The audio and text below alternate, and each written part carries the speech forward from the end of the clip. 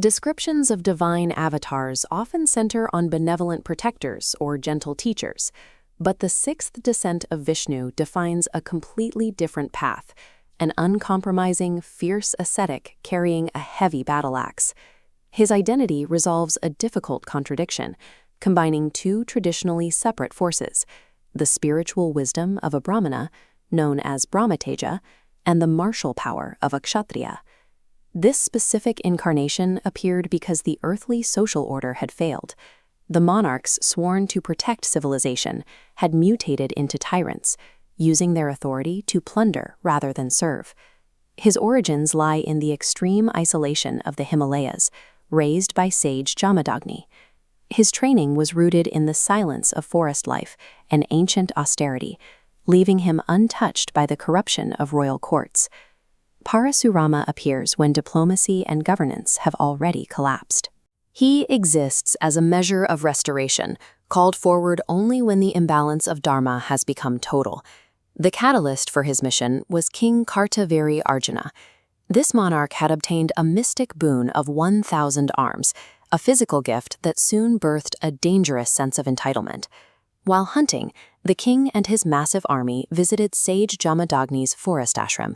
Despite the size of the royal legion, the sage fed them all instantly through the powers of Kamadhenu, a divine, wish-fulfilling cow.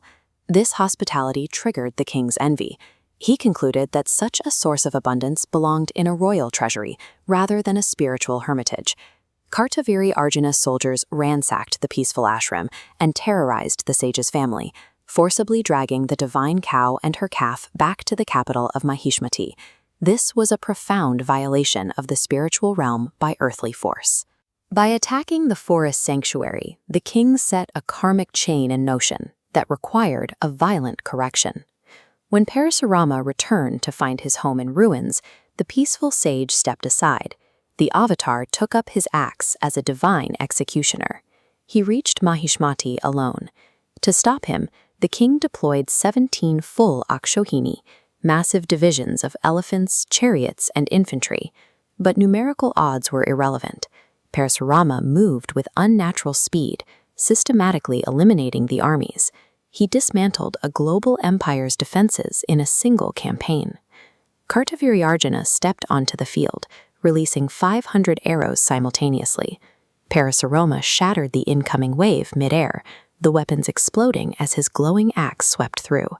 He severed the king's 1,000 arms, struck down the tyrant, and liberated the divine cow, restoring her to the ashram. The immediate threat to Dharma was removed. However, the scale of this victory created a heavy spiritual burden the warrior sage had to address. Parasurama returned home, expecting approval for his success. Instead, he faced his father's profound disappointment. Sage Jamadagni taught him that a Brahmana's true glory is found in forgiveness, shining brightly as the sun. Vengeance, even when justified, carried a heavy spiritual price. In this tradition, violence against a monarch, even a corrupt one, leaves a spiritual stain. The regicide had burdened the cosmic scales, requiring a period of deep purification.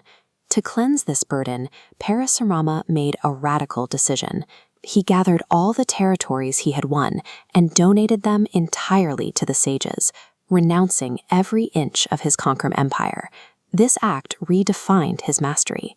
In this ancient tradition, true power over the self requires the strength to abandon the world after conquering it. Having given away all existing land, the warrior sage required unclaimed ground to perform his final penance. Standing at the edge of the Western Ghats, he commanded the ocean to recede. He hurled his divine axe into the sea, causing the water to violently pull back from the coastline. This reclaimed land, stretching from Gokarna to Kanyakumari, is known as Parasurama Shrishti.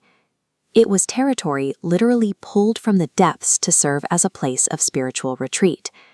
He established 108 sacred temples along this new coastline, permanently anchoring divine energy in the region's architecture and traditions. Today, as one of the 8 immortals, Parasurama is believed to be in deep meditation on Mount Mahendragiri. He waits there in silence to mentor the future 10th avatar, Kalki. His legacy lives at the intersection of extremes: the spiritual wisdom to establish sanctuaries of peace, and the martial strength to take up the axe if that peace is violated.